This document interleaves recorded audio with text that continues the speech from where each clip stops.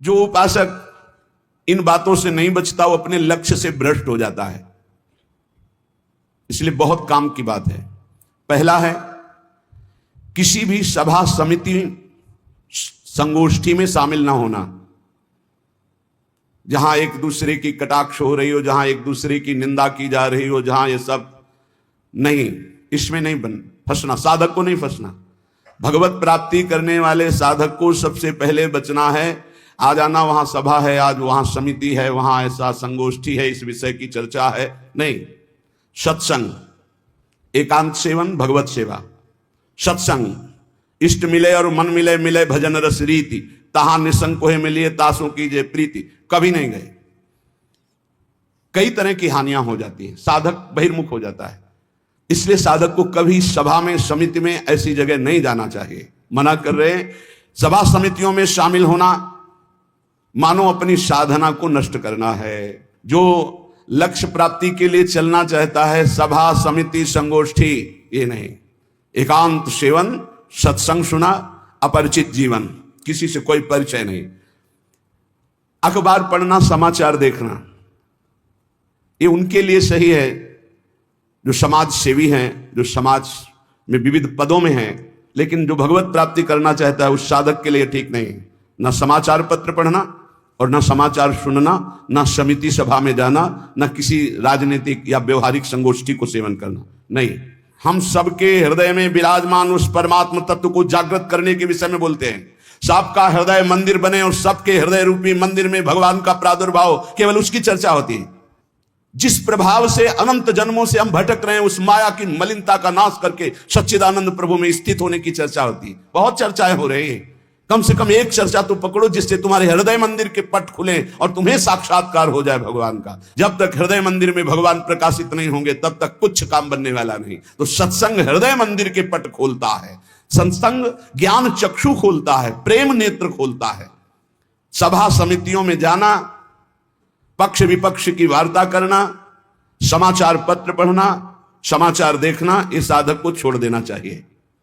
दूसरा, कोई भी मनुष्य तुम्हारे जीवन में विशेष अधिकार प्राप्त न कर पावे। कोई भी पूरी सृष्टि में विशेष अधिकार, अरे वो अपने हैं, तो फिर श्यामा श्याम तुम्हारे कैसे रहे? श्यामा श्याम तो तभी अपने माने जाएंगे जब कोई और अपना ना हो। मेरे तो गिरधर गोपाल दूसरो न कोई, सिद्ध महान प्रेम रस में डूबी हुई मीरा जी के वचन है। मेरे तो गिरधर गोपाल दूसरो न कोई। गोस्वामी तुलसीदास जी, एक भरोसो, एक बल, एक आस विश्वास, एक राम घनश्याम हित चातक तुलसीदास। किसी भी मनुष्य से विशेषता पूर्वक आपका संबंध ना होने पावे, स्थान विशेष में आसक्ति ना होने पावे, वस्तु विशेष में स्वाद ना आने पावे। भगवत प्राप्ति करना है तो दूसरी बात, सावधानी पूर्वक। कोई हमारा विशेष नहीं, कोई खास नहीं, कोई वस्तु व्यक्ति स्थान कोई विशेष हमारे नहीं।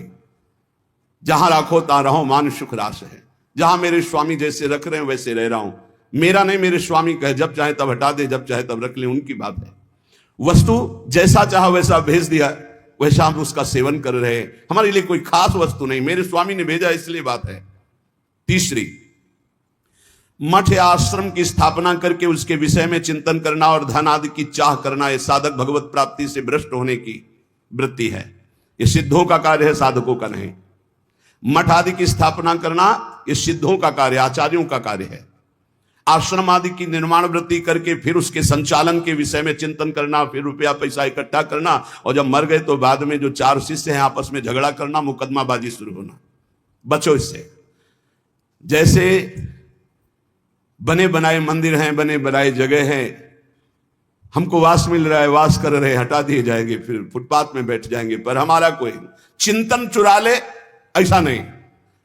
हम ऐसा कुछ नहीं करेंगे जिससे हमारा चिंतन बंटवारा हो जाए। मेरे प्रभु हैं, वो थे, वो रहेंगे। उनके एक निमिष मात्र से अनंत ब्रह्मांडों का सृजन हो जाता है। वो जहां रखेंगे जैसे रखेंगे। जहां राखो तहां रहो, मान सुख रास है। उपासक किसको बैठा ले? स्थान विशेष में आ सकते नहीं, व्यक्ति विशेष में आ सकते नहीं, वस्तु विशेष में आ सकते नहीं। हमारे लिए ना कोई वस्तु विशेष है, ना स्थान विशेष है, ना व्यक्ति विशेष है। मठ और आश्रम आदि की स्थापना करके उसके चिंतन में डूबना अपने मन को मानो दुर्गति का मार्ग चयन कर लेना। थोड़ा सा कड़वा लगेगा ये बात, हम कह रहे हैं सिद्धों का कार्य साधकों का नहीं, साधकों को नहीं फंसना चाहिए। अगर साधक फंसेगा तो नष्ट हो जाएगा पक्का, इसमें कोई संशय नहीं।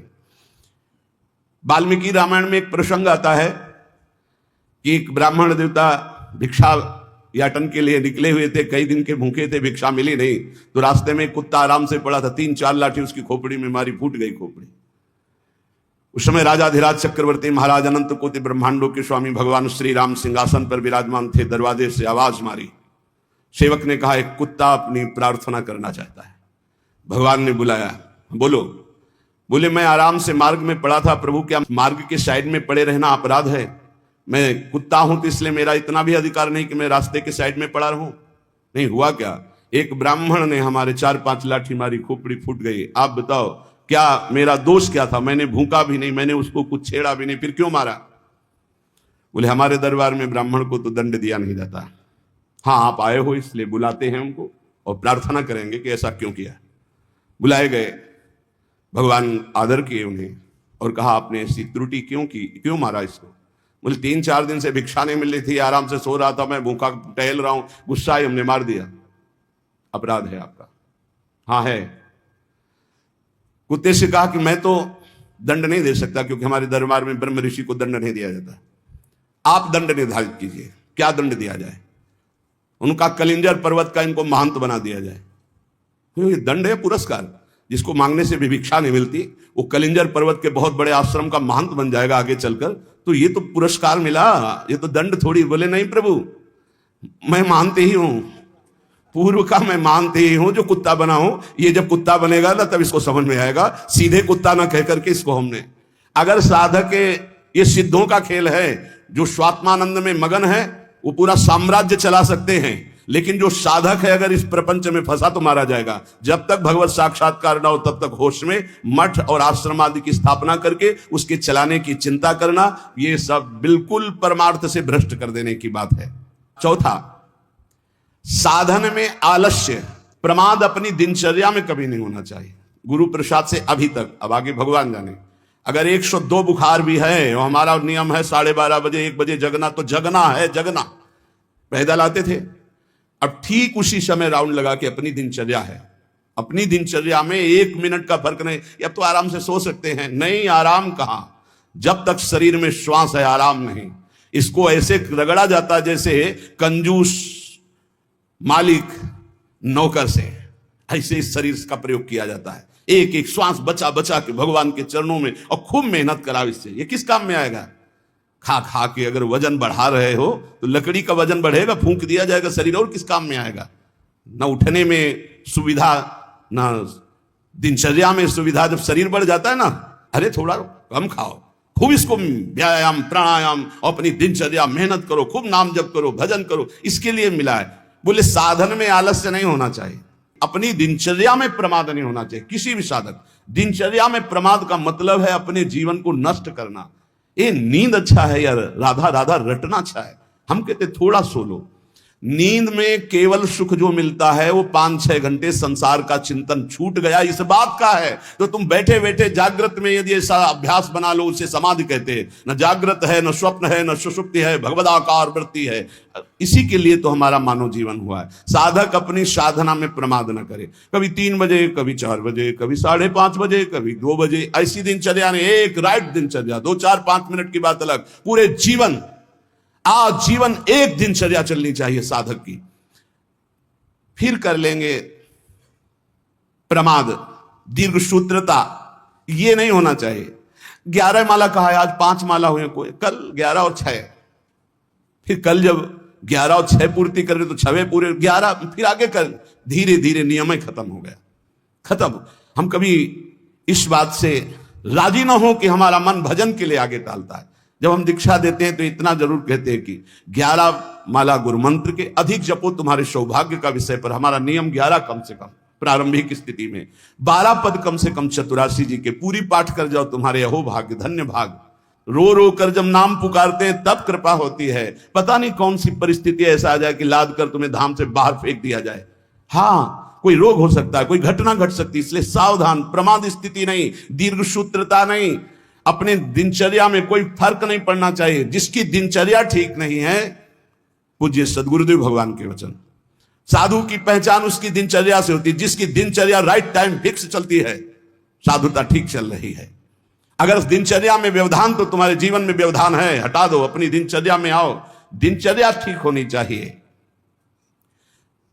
गुरुजनों के वचनों में, शास्त्र के वचनों में अविश्वास, अश्रद्धा या उपदेश दिए हुए कार्य के लिए निश्चय की कमी। आपको ऐसा करना है, हाँ हाँ कर लेंगे, नहीं वही करना है जो आज्ञा हो गई, बस सब बात बन जाएगी। पांचवा, कोई तुमसे विजय प्राप्त करने आया है शास्त्रार्थ के लिए, पहले ही हाथ जोड़कर हार जाओ।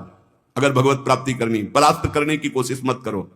छठवां, अपने को संत मानना और दूसरों को दोष दर्शन करना, यह साधक का नाश कर देने वाला होता है। अपने को संत मानना, दूसरों को असंत मानना, मतलब पतन का रास्ता निश्चित कर लिया। आचार्य चरण कह रहे, क्वा हम तुच्छा परम अधमा प्राण हो गर्ह कर्मा, कहा मैं तुच्छ अधम अपराध करने वाला। अपने को असंत और दूसरों को संत माने। सातवां, दूसरों के दोष देखना और उनको प्रकाशित कर देना, यह केवल गुरु की वृत्ति में होना चाहिए। वो अपने शिष्यों के दोष देखकर उसे प्रकाशित करके नष्ट कर दे।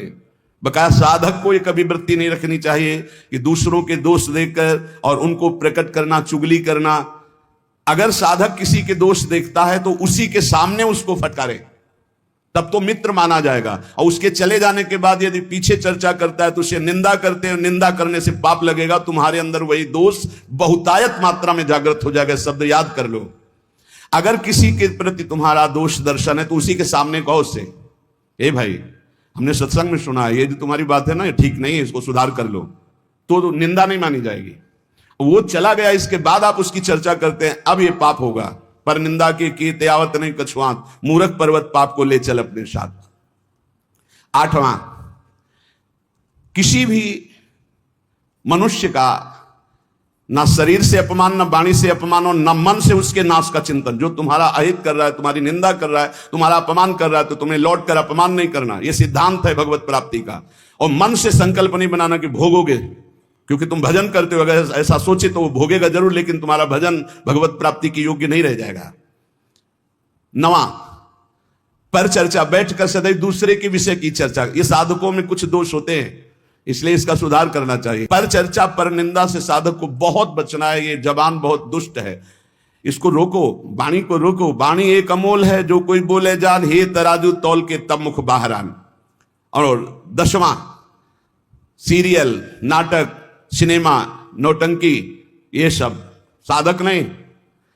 असत साहित्य नहीं पढ़ना, नहीं देखना, नहीं सुनना, बहुत बड़ा प्रभाव पड़ता है। इससे बहुत बड़ा प्रभाव पड़ता है, बहुत बड़ा प्रभाव पड़ता है। आपको अनजाने में पतन के मार्ग में आपको ले जाएगा। आपको सुनना है सत्संग, तो सुनने वाला यंत्र रखिए। ये सुनने के लिए ये जो टच वाला मोबाइल है, बचो इससे, पक्की बात है। इसको हम बहुत प्रार्थना पूर्वक निवेदन करते हैं कि साधक जो घर से निकला है भगवत प्राप्ति के लिए, टच वाले मोबाइल से बचे। जहां भगवत प्राप्ति की लालसा से आपने वैराग्य लिया, वहां भोगों की लालसा पैदा कर देगा। जहां आप खोले मोबाइल, तो आपके ऑप्शन ही ऑप्शन है। और मन कभी भगवत ऑप्शन सुनना चाहे तो बड़ा पवित्र मन होता है। हाँ, ये संसारिक बात है, इसमें क्या है, अच्छा इसमें क्या है, ढूंढते ढूंढते वहां पहुंच गए जहां नहीं पहुंचना चाहिए, और आपको नष्ट कर देगा। सत्संग सुनना है तो यंत्र रखो सत्संग सुनने का। अगर आपको सही माने में मोबाइल का ही प्रयोग करना है, बहुत जरूरी है, तो हम कहते हैं छोटा वाला मोबाइल रखो। लेकिन नहीं, स्मार्ट, बड़े स्मार्ट बने हो, माया से थोड़ी तुम्हारी स्मार्ट गिरी चलेगी। माया तुमसे ज्यादा स्मार्ट है, उसी स्मार्ट में फंसा देगी। स्मार्ट है तो कहते हैं उसे स्मार्ट मोबाइल कहते हैं। हाँ, तुम्हारी स्मार्ट गिरी नहीं चलेगी माया के आगे। वो एक दृश्य दिखाकर, मछली के मैथुन को देखकर 100 भरी महात्मा जल में समाधिस्थ रहते थे, साधना भ्रष्ट हो गई। अजामिल लकड़ी लेने गया था, वैश्यागमन देख करके उसकी बुद्धि भ्रष्ट हो गई, उसी वैश्या में आसक्त हो गई।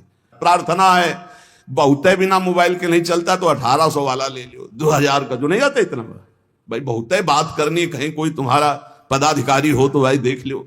नहीं तो हमें प्रार्थना करनी है साधकों से, स्मार्ट से बचो। बहुत स्मार्ट है वो, तुम्हें फंसा लेगा, भगवत मार्ग से गिरा देगा पक्का। पक्का गिरा देगा। मान लो हम कह रहे हैं, लेकिन कोई नहीं मानने के लिए तैयार है। और किससे बात करनी? श्री जी के लिए स्मार्ट काम नहीं करेगा, वहां फोन बात होगी नहीं, वहां तो राधा नाम काम करेगा, राधा राधा राधा राधा राधा। हाँ, कुछ ऐसी आवश्यकताएं हैं जिनकी जरूरत है, क्योंकि बिना उसके काम नहीं चल सकता। तो हम कह रहे जहां तक हो सके, और अगर किसी को बहुतय की रखना है तो बहुत हिम्मत करो, कसम खा लो कि कभी हम और क्षेत्र में नहीं जाएंगे। बहुत बड़ा क्षेत्र है।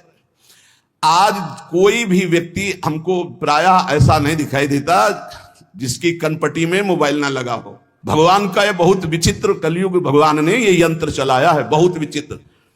ये भगवान की बहुत माया चली। तो कह रहे नाटक, सिनेमा, फिल्म, सीरियल, समाचार, बचो भाई, अगर भगवत प्राप्ति करना है तो थोड़ा सावधान हो जाओ। 11वां, शास्त्र विरुद्ध कोई भी आचरण ना हो, नहीं तो भय को प्राप्त हो जाओगे। बड़े शेर दिल होकर के भी तुम्हें गुलामी ऐसे की सहनी पड़ेगी जो तुम सोच नहीं सकते। अगर अशास्त्रीय थोड़ा भी कर्म हुआ तो वही तुम्हें रौंद देगा। एक छोटा सा, एक नीच प्रवृत्ति वाला तुम्हारे ऊपर शासन कर लेगा। हमारी बात को समझना, जो लिखा है, शास्त्र विरुद्ध कोई भी आचरण तुम्हारे शेर दिल को रौंद देगा। शेर दिल का मतलब समझते हो? साधु सिंहवत होता है, बिल्ली बना देगा। वही तुम्हें डाउन होना पड़ेगा, वही तुम्हारी हंसी उपहास, वही तुम्हारी निंदा हो जाएगी, अशास्त्रीय आचरण। 12वां, बड़ों के आने पर खड़े हो जाना चाहिए, नहीं तो प्राण शक्ति कमजोर होती है। अपने से पूज्य और बड़े जन आवे तो हाथ जोड़कर खड़े हो जाने से हमारी प्राण शक्ति मजबूत होती है। पक्का मानो, ये जो दिल कमजोर हो रहे हैं ना, इसका कारण खान पान व्यवहार अशास्त्रीय, ये जो सुबह 8-10 बजे तक सो रहे हैं, आयु नष्ट हो रही।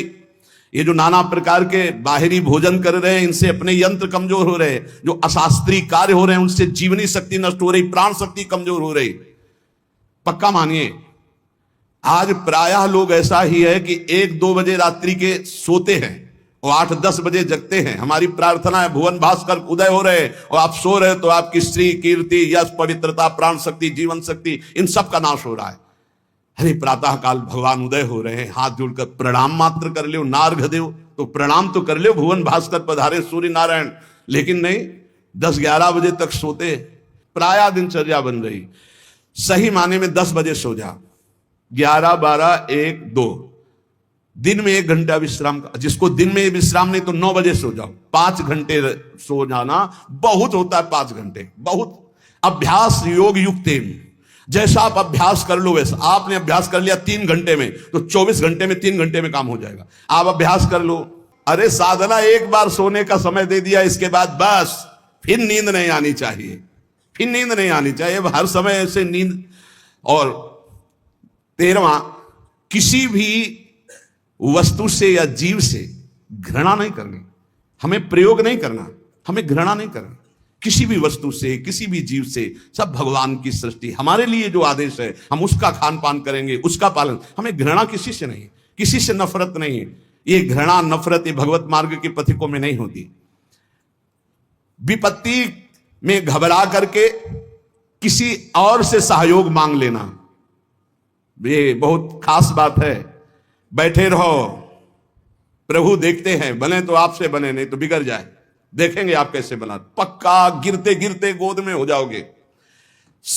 कई बार हमने अनुभव किया सेकंड का, अगर सेकंड की चूक हो जाती तो ऐसी घटना घट जाती है। सेकंड की चूक नहीं होने दी मेरे प्रभु ने, हमने कई बार देखा है।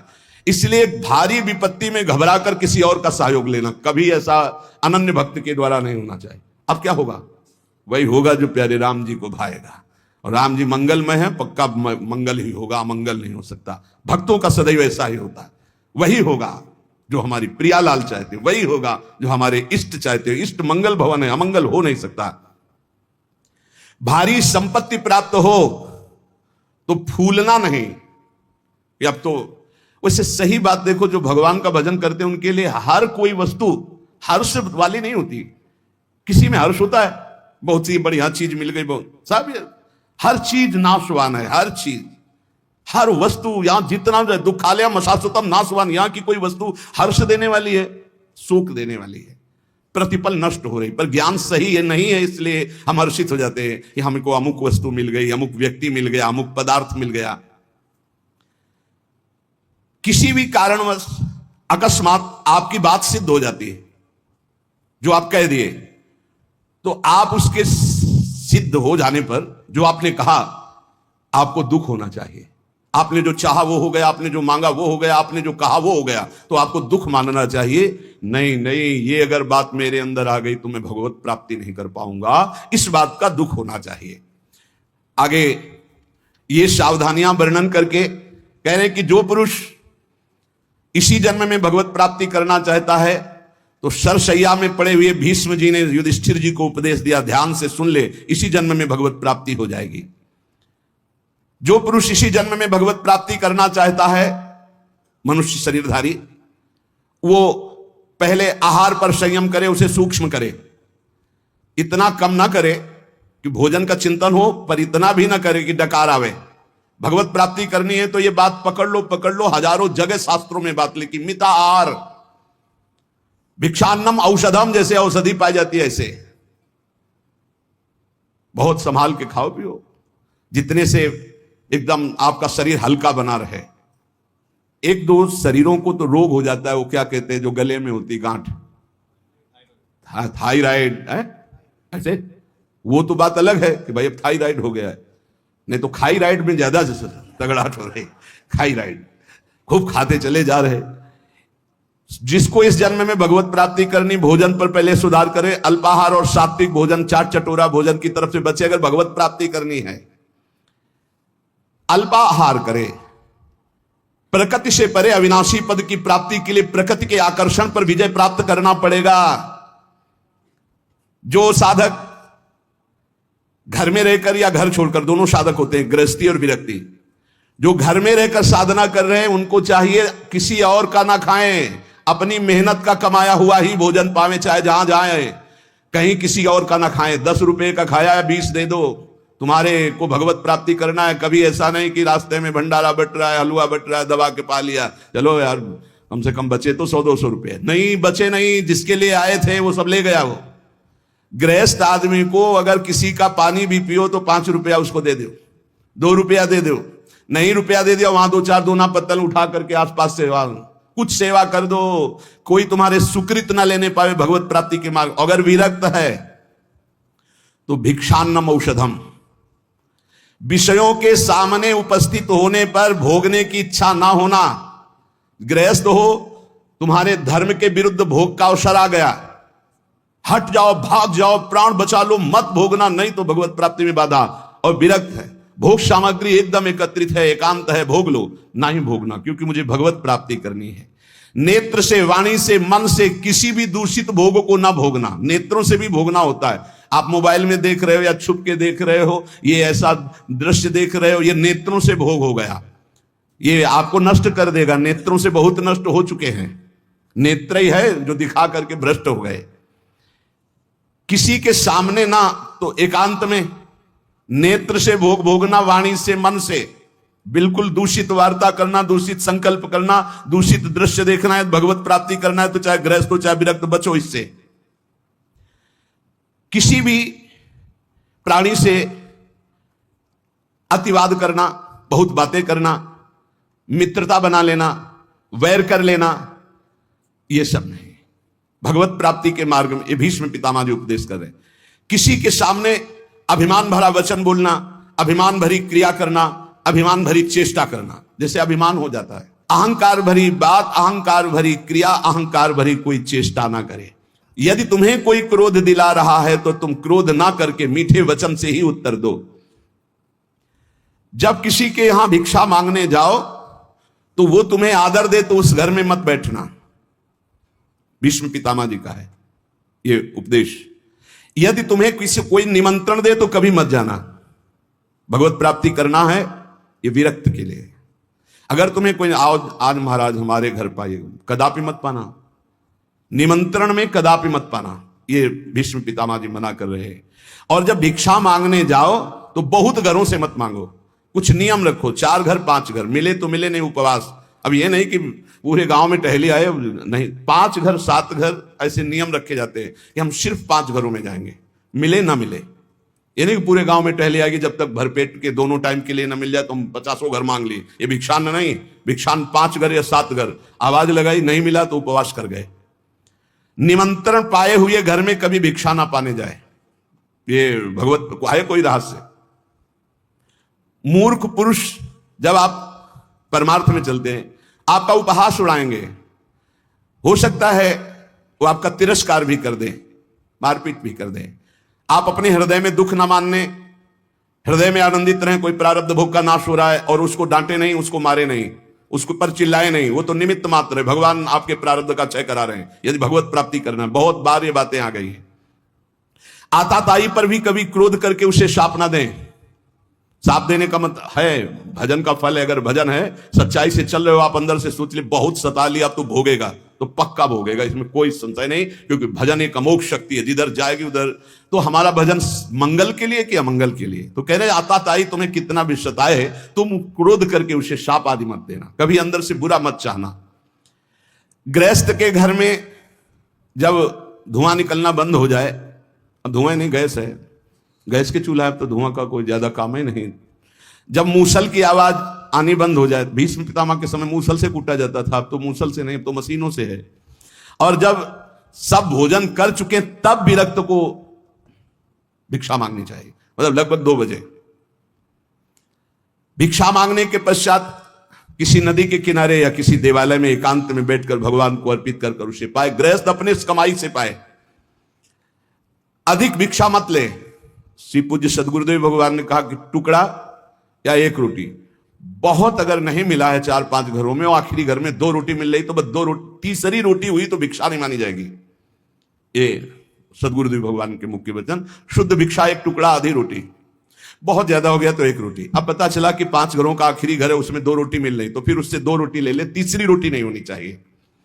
जो अधिक भिक्षा ले लेता है उसे भिक्षान्न नहीं कहते हैं। ना मिलने पर प्रसन्न मुद्रा में वैसे ही शांत भाव से भजन करता हुआ दूसरे दिन जब अपने समय भिक्षा में जाता है, फिर उसी समय जाए। एक बार जब कोई बैठाल करके द्वार पर सम्मान पूर्वक विनय पूर्वक भिक्षा दे तो उसी समय हट जाना चाहिए, उसकी भिक्षा नहीं लेनी चाहिए। आओ आओ महाराज, आपके तो दर्शन बड़े भाग्य से, ए लाओ कुर्सी बैठा लो, लाओ एक गरम गरम रोटी बनाओ, बाप उठे हो चल दे। द्वार में अंदर नहीं जाना है, द्वार में ही खड़ा और असम्मान पूर्वक भिक्षा, ना किसी का आसन ग्रहण, ना किसी के मृदु वचन, ना किसी की स्तुति, ना कोई अर्थ।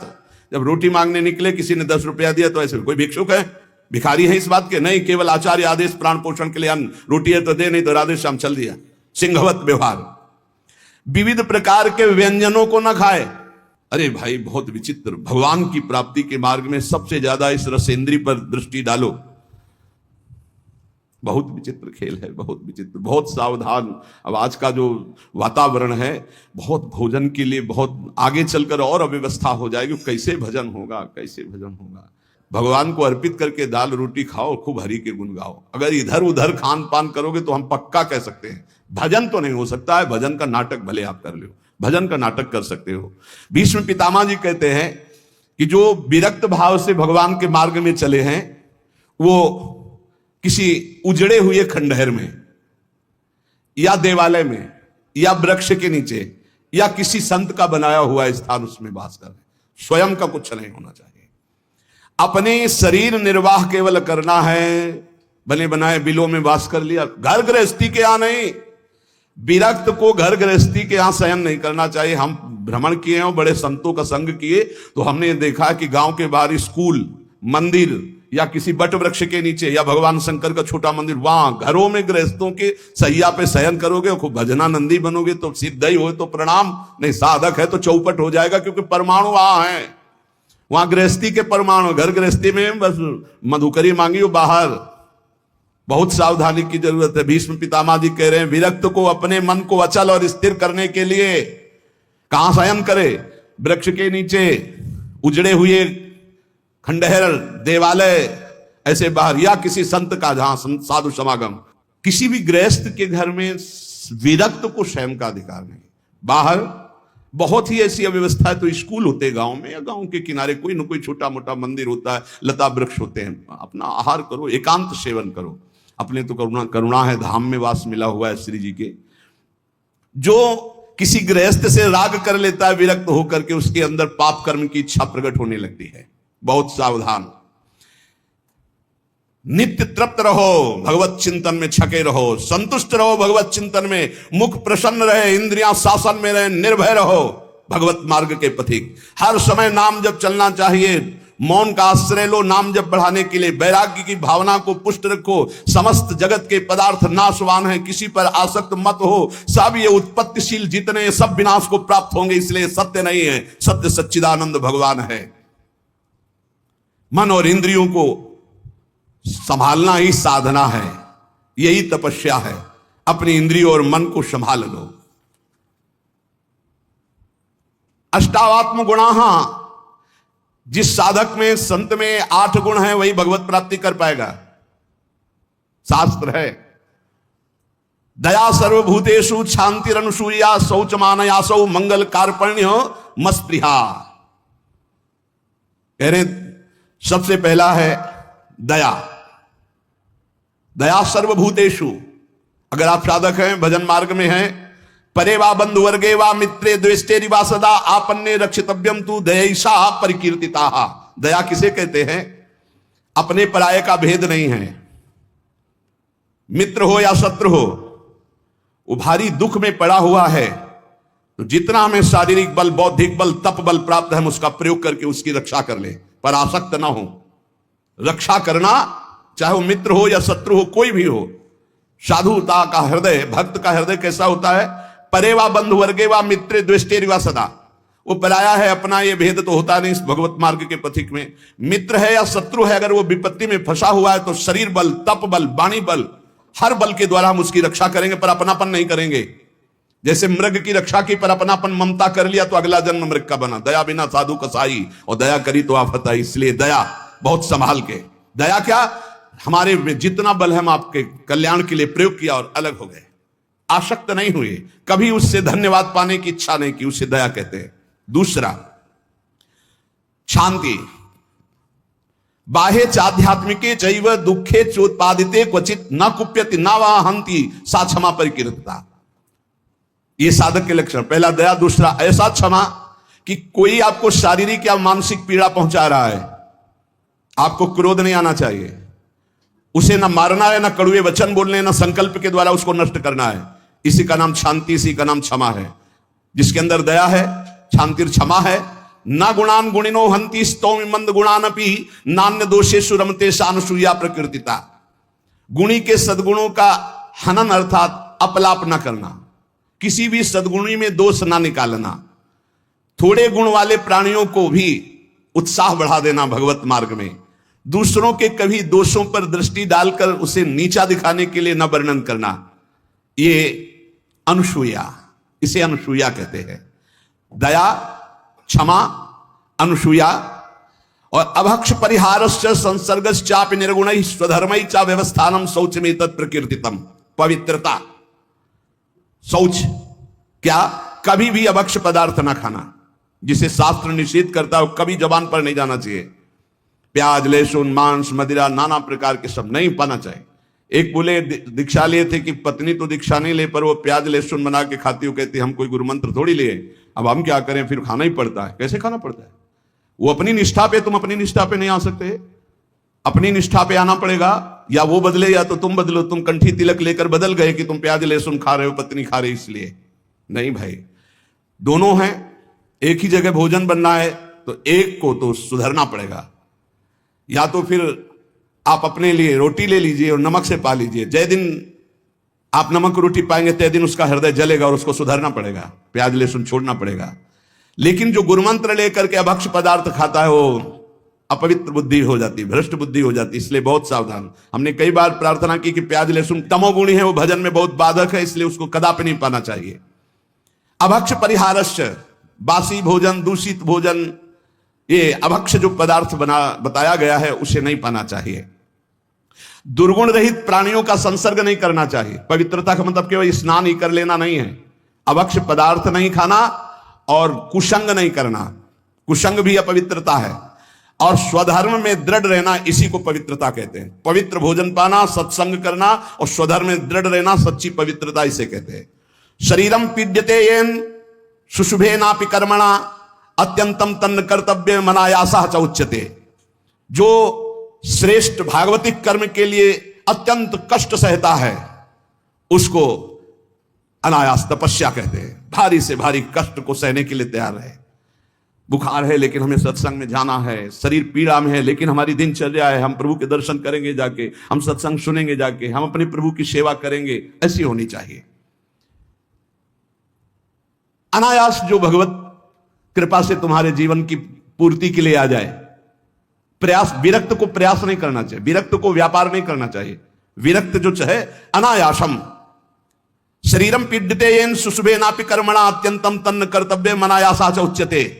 किसी भी तरह विरक्त भाव वाले को, गृहस्थ को मेहनत करके कमा के अपने पर शरीर का पोषण, और विरक्त को अनायासम आकाश वृत्ति या मधुकर वृत्ति, ऐसे भाव से व्यापार आदि करके बुद्धि भ्रष्ट हो जाएगी, हरि और गुरु से विपरीत बुद्धि चली जाएगी।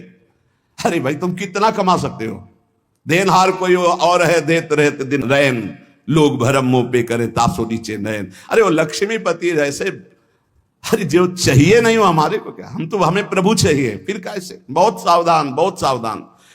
कभी कभी गुरुजन संकोच करते हैं तो इशारा उनका समझना चाहिए, और जब वो प्रकट कह दे तो भूल जाओ। अगर कदम उसी मार्ग पर रखोगे तो बहुत दूर निकल जाओगे, बहुत फिसल जाओगे। अनंत जन्मों के बाद अवसर मिला है माया से मुक्त होने के लिए। जय श्री कृष्णा। राधे राधे प्यारे दोस्तों, हरि हरि नाम जप चैनल पे आप सभी का स्वागत है।